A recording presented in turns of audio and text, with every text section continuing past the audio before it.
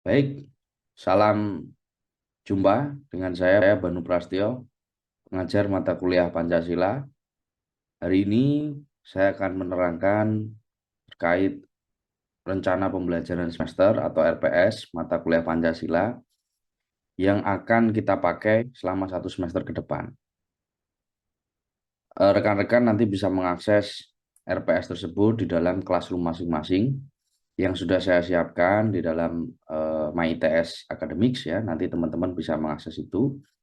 Nah, kemudian tanpa berpanjang-panjang lagi, kita langsung menuju ke RPS-nya itu sendiri, apa dan bagaimana RPS itu dan penerapannya seperti apa yang akan kita pakai selama 1 semester ini.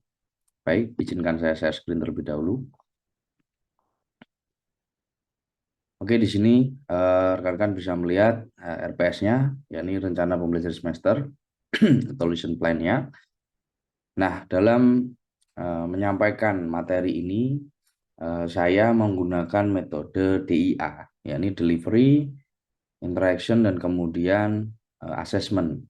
Delivery itu adalah penyampaian materi seperti ini, ya. Salah satunya saya memberikan keterangan tentang materi yang akan kita bahas per minggunya. Lalu kemudian dalam pembelajaran juga harus ada interaction, yaitu nanti dalam setiap pertemuan saya menginginkan adanya diskusi yang aktif dari rekan-rekan sekalian, baik itu berpendapat, bertanya, ataupun hal yang berkaitan dengan Pancasila. Dan yang terakhir adalah asesmen. Asesmen adalah sebuah penilaian ya. Jadi tidak lagi ada pertanyaan dari mana nilai itu berasal dan gimana cara menilainya. Ya ini karena semuanya sudah terangkum jelas di dalam RPS ini. Jadi dalam RPS ini mengandung 3 unsur ya, delivery, interaction, dan kemudian assessment. Nah, bisa kita lihat bahwa Pancasila memiliki bobot 2 SKS ya. Koordinator RMK-nya saya sendiri dan kemudian ada tim yang lain ya, tim kami yaitu Pak Aurel dan Pak Darso. Oke, langsung saja kita ke capaian pembelajaran terlebih dahulu. Jadi mata kuliah ini memiliki CPL atau capaian pembelajaran yang ada dua ya, ada dua CPL, yakni mampu menunjukkan sikap dan karakter yang mencerminkan ketakwaan pada Tuhan Yang Maha Esa, etika dan integritas, berbudi pekerti luhur, peka dan peduli terhadap masalah sosial dan lingkungan. Lalu kemudian menghargai perbedaan, kemajemukan, lalu ada lagi menjunjung tinggi penegakan hukum dan segala macamnya. Nah, itu di CPL 1. Dan CPL 3 yakni mampu mengelola pembelajaran diri sendiri dan mengembangkan diri sebagai pembelajar sepanjang hayat ya, untuk bersaing di tingkat nasional, internasional ya, dalam rangka berkontribusi untuk menyelesaikan masalah dengan implementasi teknologi informasi dan komunikasi dan memperhatikan prinsip keberlanjutan serta memahami kewirausahaan berbasis teknologi. Nah, 2 CPL ini diambil dari universitas. Jadi diharapkan nanti rekan-rekan setelah lulus mata kuliah ini, rekan-rekan bisa menguasai 2 hal yang tadi saya terangkan di CPL 1 dan 3. Nah, kemudian selain CPL, ada lagi yang namanya CPMK. Nah, kalau CPMK ini namanya adalah capaian pembelajaran mata kuliah. Ya. Lebih spesifik, ya ada 4 sasaran CPMK, rekan-rekan bisa baca. Yang pertama adalah mampu berpegang pada nilai Pancasila, kemudian mampu menganalisis implementasi Pancasila, mampu mengevaluasi perkembangan sains dan teknologi di era revolusi industri 4.0. Lalu kemudian yang terakhir adalah menunjukkan kepekaan sosial. Jadi ini kemampuan yang kita sasar adalah bertahap ya. Pertama adalah mampu berpegang pada nilai Pancasila. Itu jelas afektif. Lalu kemudian setelah rekan-rekan bisa berpegang pada nilai Pancasila, kemudian rekan-rekan harus bisa mengimplementasi ya nilai-nilai Pancasila atau implementasi Pancasila di dalam kehidupan sehari-hari. Yang ketiga, mampu mengevaluasi perkembangan sains dan teknologi. Nah, ini penting karena corak kita adalah corak kampus teknologi ya. Jadi kita bisa melihat ya perkembangan sains dan teknologi itu berbasis pada nilai-nilai Pancasila. Misalkan nanti ada beberapa kasus ya yang berhubungan dengan persoalan-persoalan moral, etika, dan itu bisa dilihat dari bagaimana sikap kita dalam melihat perkembangan sains dan teknologi tersebut. Karena sains dan teknologi itu kan tidak bebas nilai ya rekan-rekan, jadi nanti bisa dilihat. Detailnya nanti per minggu bisa kita lihat pertemuannya apa saja. Paling terakhir adalah puncaknya adalah mungkin menunjukkan kepekaan sosial ya. Jadi teman-teman diharapkan tidak hanya mampu berteori, hanya mampu menganalisis, hanya mampu menilai, berpendapat, dan kemudian punya nilai pegang teguh dalam Pancasila, tapi ketika tidak memiliki kepekaan sosial yang ditujukan dalam perilaku sehari-hari, maka itu semua jadi nonsen. Jadi kurang lebih 4 hal ini yang akan menjadi capaian utama dalam pembelajaran kita. Lalu kemudian bahan kajian Anda bisa lihat sendiri. Ini pustaka kita yang utama adalah Pancasila Education yang sudah diterbitkan oleh ITS ya. Tapi untuk kalangan sendiri karena ini sifatnya modul. Dan bahan kajian materinya adalah ada 6 hal ya. 6 hal yakni urgensi pendidikan Pancasila, kemudian Pancasila dalam arus sejarah bangsa, Pancasila sebagai dasar negara Republik Indonesia, Pancasila sebagai pesawat dan ideologi negara, Pancasila sebagai sistem etika, dan yang terakhir adalah Pancasila sebagai nilai dasar pengembangan sains dan teknologi di Indonesia. Nah, 6 hal materi ini akan kita lihat dan kita kaji per minggunya ya. Anda bisa lihat ini ya. Minggu pertama sampai ketiga kita berpegang atau tujuan akhirnya adalah CPMK 1 ya. Ini sudah jelas semuanya. Rekan-rekan bisa melihat ya, ada indikatornya adalah ketepatan dalam mengkaji urgensi, kemampuan memahami dan menjelaskan dan segala macamnya. Rekan-rekan bisa lihat di sini ya. Metodenya juga sudah saya siapkan, tugasnya juga sudah ada ya. Teman-teman mendengar kata tugas ini kan agak berat gitu. Nah, semoga tidak menjadi masalah ya. Dan kemudian ada bobot pembelajaran yakni 10%. Jadi per minggunya nanti akan seperti itu ya, sudah ada semuanya di RPS ini. Tugasnya apa, ininya apa, metodenya apa ya, presentasi kelompok, lain segala macam ini sudah ada semua. Pustakanya apa juga sudah ada semua. Jadi rekan-rekan bisa melihat ini sendiri nanti per minggunya. Lalu kemudian minggu 8 kita melaksanakan UTS ya, tertulis ya, exam ya. Tesnya tertulis, modelnya kuis ya, asesmen tekniknya tes 20% nilainya, dan kemudian yang 9 minggu 9 sampai 12 bobot per minggunya 10%. Kemudian dan yang terakhir 13 sampai 15 itu bobot minggunya per 20 ya, 20%. Nah, kemudian untuk semester akhir atau ujian akhir maaf, itu 25%. Jadi kalau di total teman-teman bisa total semuanya bobotnya adalah 100%. Nah, untuk detailnya rekan-rekan kalau mau lihat detailnya bagaimana kita mengevaluasinya adalah seperti ini. Jadi komponen tugasnya, tugas individu mengandung CPMK 1 itu total 10%, lalu kemudian CPMK 2 15%, UTS ya. Di UTS itu ada CPMK 1 dan 2 ya, karena kita pertemuan 2 minggu ya, 1 dan 2 ini kemudian 10% 20%, kemudian tugas kelompoknya juga 10% ya. Nah, ini ada tugas juga untuk CPMK 3 10%, tugas kelompok juga untuk CPMK 4 itu 20%, dan yang terakhir adalah UAS ya, sejumlah 25%. Jadi kalau di total per CPMK itu seperti ini hasilnya rekan-rekan. 20%, 30, 30, dan 20. Yang artinya totalnya adalah 100% gitu. Nah, untuk penilaian tugas saya juga sudah sertakan rekan-rekan ya. Contoh misalnya tugas portofolio tugas apa? Merangkum jurnal, mereview, membuat video misalnya, maaf, review video. Ini sudah ada ya tampilan rubriknya. Jadi rekan-rekan bisa cek sendiri, nanti akan saya berikan setiap rekan-rekan membuat tugas acuan dari asesmen ini atau rubrik ini yang akan saya gunakan begitu. Nah, ini ya, termasuk rubrik penyekoran ujian tengah semester juga ada. Jadi saya sebisa mungkin membuat penilaian itu setransparan mungkin, sejelas mungkin, dan rekan-rekan mendapatkan ini feedback penilaian saya itu per minggunya. Nah, kira-kira begitu. Rencana tugasnya juga ada ya. Tugas 1 itu apa? Sudah ada. Tugas 2 juga sudah ada, tugas 3 juga sudah ada, sampai dengan tugas yang keempat dan tugas yang kelima. Sampai ke-6 juga sudah ada, 7 juga sudah ada, dan seterusnya. Nah, demikian rekan-rekan penjelasan saya. Jadi jelas ya, dari materi, kemudian cara kita mencapainya dengan metode DIA, dan kemudian luarannya atau asesmennya juga sudah saya terangkan secara penuh, ya full. Jika ada pertanyaan, nanti rekan-rekan bisa kirimkan pertanyaan itu melalui My Classroom. Saya kira begitu dulu dari saya. Terima kasih untuk teman-teman yang sudah menyimak. Semoga materi pembelajaran ini, materi RPS ini bisa bermanfaat untuk kita semuanya. Dan jangan sungkan untuk jika ada pertanyaan, silahkan kirimkan ke My Classroom.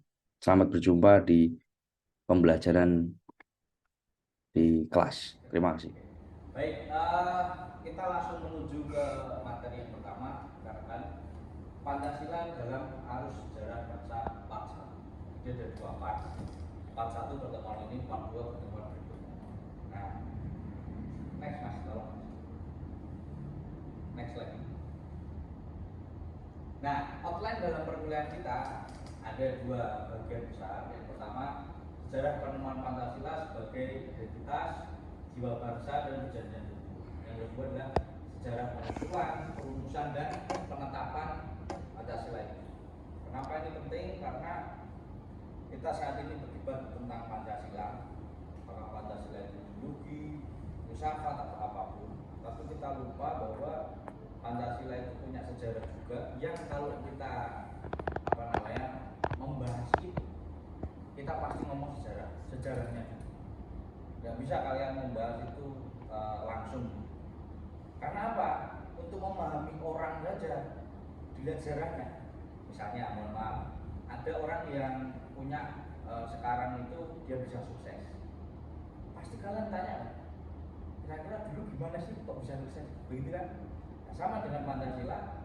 Kalau kita yang memahami Pancasila, memahami apapun itu pasti dilihat sejarah. Dan ini kita masuk kepada yang 1-2 ya. Jadi kita ke yang outline dua outline. Oke, lanjut mas. Nah, perkembangan dari Pancasila sendiri ini saya ambil dari beberapa literatur. Jadi Pancasila itu kan ditemukan tidak langsung ya, tidak langsung di 1945, tapi ada tahapannya. Yang ini bisa Anda lihat dari berbagai versi. Uji Latif mengatakan fase pembuatan Pancasila semenjak 1908. Kira-kira ada apa di 1908? Ada yang masih ingat? Gak ada ya? Oke. Yang 1908 itu ada peristiwa yang namanya Budi Utomo. Ya. Jadi Pancasila itu tidak ujuk-ujuk tahun 45 enggak, tapi dia merangkak 08. Dan kenapa Budi Utomo? Karena di situ adanya kesadaran untuk membentuk sebuah bangsa. Ya.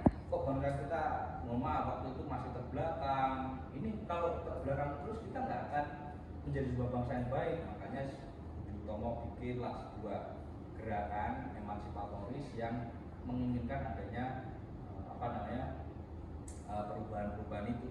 Jadi dibuatlah yang namanya Budi Utomo itu untuk mengencourage ya pentingnya pendidikan. Lalu perumusan pada pergerakan nasional, kemudian pasca kemerdekaan. Nah ini nanti bawahnya bisa dibaca sendiri. Next mas. Oke. Jadi gini rekan-rekan, untuk memahami pentingnya sejarah itu saya langsung saja simpel. Ya. Coba saya tanya pada teman-teman. Misalnya, bayangkan Anda itu adalah delegasi Indonesia pada saat konferensi meja Buddha. Ya, Anda ini delegasi bangsa Indonesia. Kan di situ kan ngomongin Indonesia mau merdeka, benar kan? Kita berkonfrontasi dengan pihak kolonial. Pertanyaan saya simpel. Ketika Belanda itu mengatakan, kenapa kamu mau merdeka? Sedangkan saya atau Belanda itu saya masuk ke lahan yang kosong nggak ada pemerintahannya, itu saya dirikan pemerintahan itu. Kira-kira jawaban kalian apa? Ayo jawab aja, nggak apa-apa. Jawaban kalian gimana mas? Jawab mas. Masih bingung? Mbak? Bingung ya? Bingung juga? Mbak juga bingung? Sama juga? Ini? Nah, itulah saya bersyukur lahir sekarang ini. Kenapa? Coba kalau generasi kalian yang dikirim, kita nggak merdeka, ya kan? Kenapa alasannya kok mau merdeka? Saya datang ke tanah yang kosong. Anu Pak, bingung juga. Kalau semuanya pada bingung, ya akhirnya seperti itu. Padahal jawaban terbaik, ya jawaban terbaik. Anda masih ingat nggak sebelum saya jawab? Syarat negara itu bisa merdeka itu apa? Ada dua lah. De facto satu benar, satunya de apa? De jure, betul, de jure dan de facto. De facto itu apa? Ada yang tahu? Dari kata fact. Fact.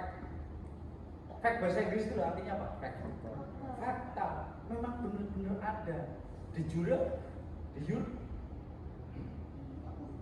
diakui.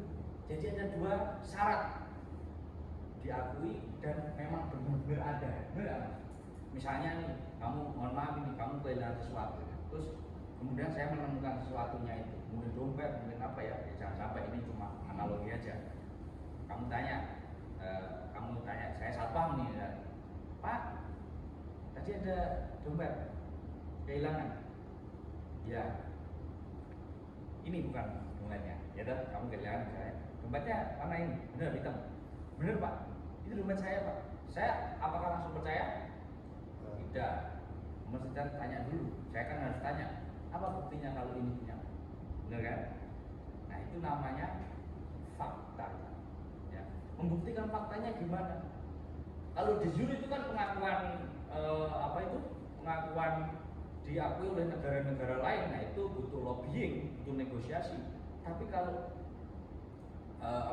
faktanya, kamu harus menunjukkan. Misalnya kamu punya foto pada saat memegang dompet, atau itu Pak ada ciri-ciri khusus dalam dompet itu Pak di dalamnya itu ada foto saya dan pacar saya, misalnya ya. Pacarnya rambutnya panjang atau pendek mas?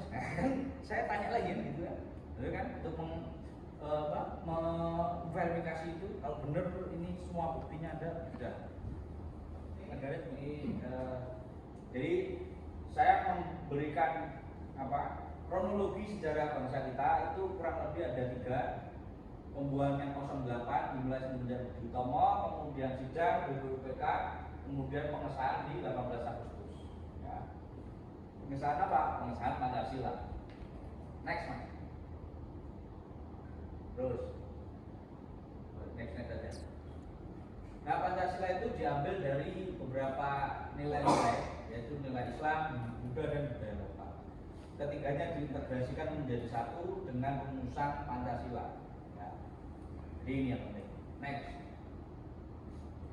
Nah dari situ kita bisa melihat bahwa Pancasila meskipun itu ditemukan tahun 45, tapi Pancasila itu sudah ada dari sebelum kita merdeka. Contohnya ada di, ya tentu enggak barangnya Pancasila, tapi adalah nilai-nilainya, konstruksi berpikir masyarakatnya. Contoh misalnya persatuan apakah diambil tahun 45? Enggak, kita menunjuknya ke belakang. Kalau tidak ada nilai persatuan, nggak mungkin jadi Borobudur, nggak mungkin jadi ini, karena ada nilai persatuan di situ. Next. Nah terus-terusin aja. Nah selain nilai persatuan itu juga memberikan bukti nyata bahwa bangsa kita itu bangsa yang punya agama, punya budaya, punya culture. Dan itulah yang sudah ada jauh sebelum Pancasila. Jadi itulah nanti yang diangkat, modus-modus budaya itu, modus-modus nilai itu yang diangkat menjadi satu integrasi nilai Pancasila. Kalian tahu modus kan dalam matematika apa itu modus? Angka yang sering muncul. Nah, jadi modusnya modus persatuan, modus culture yang tenggang rasa, percaya pada Tuhan, ini sudah ada nilai religius. Nah itulah yang diangkat. Tapi tidak mengangkat hanya satu golongan. Kalau secara matematika saya gambarkan di Pancasila itu, kita ini budaya-budaya tersebar, agama segala macam, itu adalah pecahan. Benar nggak? Pecahan-pecahan, seperempat, seperlima. Pertanyaan saya, untuk menambahkan pecahan-pecahan itu caranya gimana? Dalam operasi matematika. Masa nggak ngerti kan? Kita kembali ke SD lagi kan? Kalau nggak ngerti. Gimana cara menambahkan pecahan? Setengah tambah sepertiga, gimana?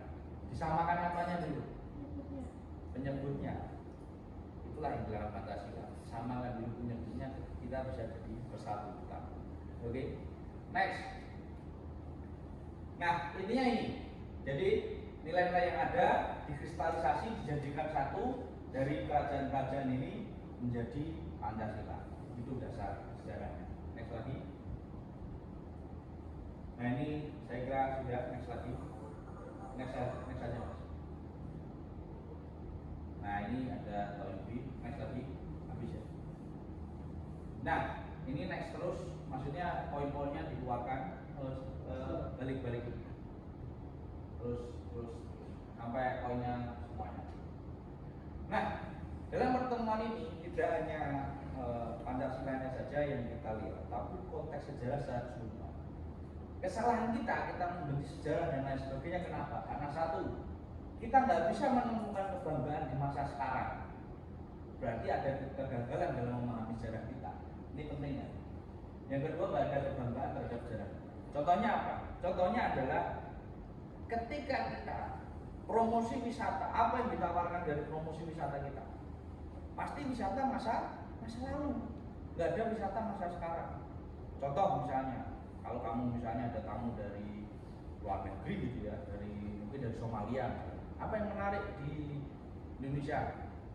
Pasti kamu ngomong soal cultural heritage yang itu diproduksi di masa lalu. Ada nggak Borobudur masa sekarang yang bisa diproduksi? Nggak ada. Artinya kita mandek dalam teknologi, dalam membudidayakan sejarah itu mandek, teknologinya mandek. Nah ini yang kesalahan orang belajar sejarah. Akhirnya kita hanya mengingat tahun, tanggal, ya. Kita lihat itu. Kita hanya hafal tentang tanggal, tahun, tempat. Kita tidak belajar dari konteks rangkaian sejarahnya. Nah inilah kesalahan kita ya. Kalau kalian melihat di Korea Selatan, gitu, apa yang bisa ditawarkan mereka? Mereka bisa memproduksi budaya mereka. Contohnya Blackpink, ya. Contohnya PSY, ya. Agak lama tuh PSY. Bayangin, Blackpink itu bisa nangkring di Billboard itu dengan bahasa Korea, bahasa Inggrisnya dikit banget seperti itu. Sekarang dia udah mungkin berformulasi. Artinya apa? Billboard yang biasanya memakai global language, pakai Inggris, bisa diterima dengan Korea. Kalau itu tidak apanya ya, teknologinya nggak maju dan reproduksi sejarahnya nggak baik, nggak akan bisa. Karena siapa yang suka drakor? Nah, suka kan? Drakor itu pakai bahasa Inggris atau bahasa Korea? Parasite yang menang Oscar pakai bahasa Inggris atau bahasa Korea? Nah, kira-kira film Hidayah yang ada di Indonesia kapan menang Oscar? Ya, akan sangat sulit gitu ya. Kenapa? Karena rekognisi internasional itu tidak tidak ngeh dengan kita. Bukan karena bahasa kita jelek, bukan karena bahasa Indonesia itu kurang kompleks dan compound ya. Kalau bahasa Inggris kan ada kompleks, compound dan segala macam. Bukan itu. Tapi apa yang menyebabkan Indonesia ini nggak maju? Ya karena tidak direkognisi asing. Ya jangan berpikir bahwa film itu tidak ada rekognisi dan saling menyampaikan. Ya kalau nggak terus referensi di global itu nggak bakal diterima. Ya. Ada film kita ya bagus-bagus, tapi branding kita kurang baik, kalau kemudian segala macam. Nah ini ya rangkaian sejarah ini akan kala kita putus ya. Nah ini Pancasila juga demikian. Kita sudah anggap Pancasila itu dalam tanda kutip ilmu murahan, gitu ya. Saya katakan secara jujur, karena itu reproduksi dalam penyampaian Pancasila sendiri kurang begitu baik. Makanya di perkuliahan ini diharapkan nanti teman-teman juga bisa mereproduksi, bukan reproduksi ideologi tapi mereproduksi Pancasila kemasannya lebih baik lagi. Next lagi. Oke. Nah, ini sejarah Pancasila ya, diambil dari Sanskrit, bahasa Indonesia, bahasa India yang artinya adalah 5 moral teaching atau prinsip moral yang artinya adalah 5 aturan dasar. Ya, ini kali ini sudah pada tahu ya. Next, next lagi, next. Nah, aturan-aturan tentang moral itu sudah ada dalam beberapa agama-agama, yaitu ada dasar sila dan Buddha misalnya. Next, lalu kemudian diambil dari kitab Negara Kertagama, ya, dengan memupramakakannya sebagai bujangganya, ya, dalam syair ke-53 bait kedua. Next, ini Ustaz Somad, moga-moga kalian masih ingat ya. Jadi kitab Somad itu memberikan ya insight bagi Soekarno dan tim untuk merancang kata-kata Bhinneka Tunggal Ika, Tanghana dan Mamangura. Ya. Nah ini pengubahnya adalah amputan. Makanya di sini nggak ada Pancasila ya, lambangnya ini kurang Pancasila seperti ini. Nah makanya di dalam Bung Garuda itu kan filosofinya ini ya, memegang kuat ini karena ya pemersatu kita ya ini kan. Next lagi mas. Nah di dalam nilai Islam juga ada Pancasila itu sudah terakumulasi dengan budaya Islam, ya ini di larangan ya, molimo ya, kalau di bahasa Jawa itu ada. Nah ini aturan-aturan ini kemudian diintegrasikan dalam satu nilai Pancasila yang mewadai semua. Next lagi. Nah terakhir mungkin ada pertanyaan dan saya harus wajibkan bertanya minimal 1 pertanyaan buat agar saya mengukur pemahaman kalian terkait sejarah Pancasila ini. Untuk detailnya akan minggu depan. Minggu depan kita fokus ke dalam perumusan BPUPK. Ini pengantarnya saja, baru Pak. Saya dari Confucius mengatakan bahwa the man who asks a question is a fool for a minute. The man who does not ask is a fool for a life. Ya, mungkin kayak gitu. Mungkin saya mohon ada 1 pertanyaan yang terkait Pancasila atau sejarah Pancasila. Nggak ada? Nggak ada. Oke, kalau nggak ada berarti materinya sudah sangat jelas saya kira. Terima kasih untuk pertemuan hari ini. Kita lanjutkan di pertemuan depan. Ya.